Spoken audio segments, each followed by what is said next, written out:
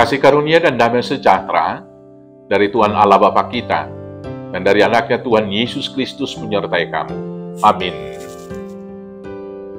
Bapak Ibu Saudaraku yang terkasih, mari kita lakukan semua aktivitas yang terbaik untuk kemuliaan Tuhan. Dibimbing firman-Nya akan saya bacakan dari Matius 5 ayat 46. Tapi saya akan bacakan dari ayat 43 sampai ayat 46. Demikianlah firman Tuhan.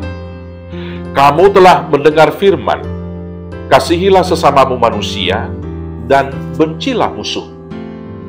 Tetapi aku berkata kepadamu, kasihilah musuhmu dan berdoalah bagi mereka yang menganiaya kamu. Karena dengan demikianlah kamu menjadi anak-anak Bapamu yang di surga, yang menerbitkan matahari bagi orang yang jahat dan orang yang baik, dan menurunkan hujan bagi orang yang benar dan orang yang tidak benar.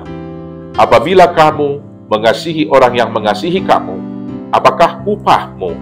Bukankah pemungut cukai juga berbuat demikian? Demikianlah firman Tuhan.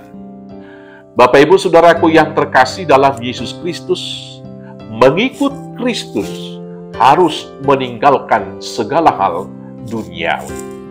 Terutama konsep berpikir kita harus diubah dengan konsep berpikir Yesus Kristus. Maka karena itulah Rasul Paulus mengatakan di dalam Filipi 2 ayat 5 di sana dikatakan, hendaklah engkau dalam hidupmu bersama menaruh pikiran dan perasaan yang terdapat juga dalam Kristus Yesus. Konsep berpikir dunia adalah mengasihi teman satu komunitas, satu persekutuan. Mengasihi teman satu iman. Mengasihi teman satu gereja, mengasihi teman satu sekte, dan itu hal yang lumrah.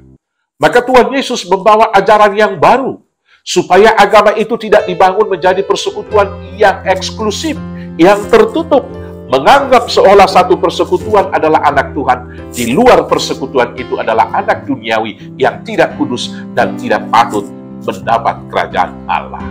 Hari ini firman Tuhan mengajar kita dengan keras dengan berkata, apabila kamu hanya mengasihi teman sepersekutuanmu, apakah upahmu di sana? Bukankah para pemungut cukai, para penjahat juga mengasihi teman mereka yang satu kelompok? Hari ini firman Tuhan berkata kepada kita, kasihilah musuhmu, bahkan berdoalah untuk orang-orang yang menganiaya kamu. Artinya mengasihi musuh di sini tentu juga pertama sekali orang yang berbeda secara iman kepada kita. Kita juga harus mengasihi mereka. Jangan karena berbeda iman, kita tidak dapat mengasihi mereka. Mereka harus kita lihat sebagai manusia ciptaan Tuhan yang sama-sama menerima anugerah umum, menerima berkat bagi kita, yaitu menerima hujan dari langit, menerima panas terik matahari bersama-sama dengan mereka.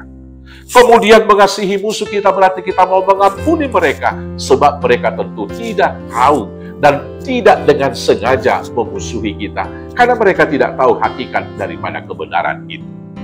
Mengasihi musuh juga mendoakan mereka agar mereka menemukan jalan kebenaran, yaitu Yesus Kristus, agar bersama-sama dengan kita nanti mendapat mahkota kehidupan.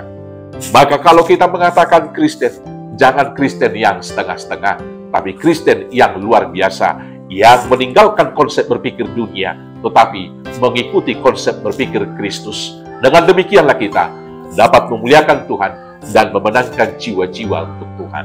Selamat bersaksi, Tuhan Yesus memberkati. Amin. Kita bersatu dalam doa. Terima kasih Bapa atas firman. Sungguh kami memohon anugerah agar Bapa memampukan kami mengasihi musuh kami. Maka tolong bantu dan bimbing kami dengan pertolongan Roh Kudus. Di dalam nama Yesus Kristus Tuhan Juru Selamat kami yang hidup. Amin. Selamat beraktivitas. Tuhan Yesus memberkati. Horas, horas, horas.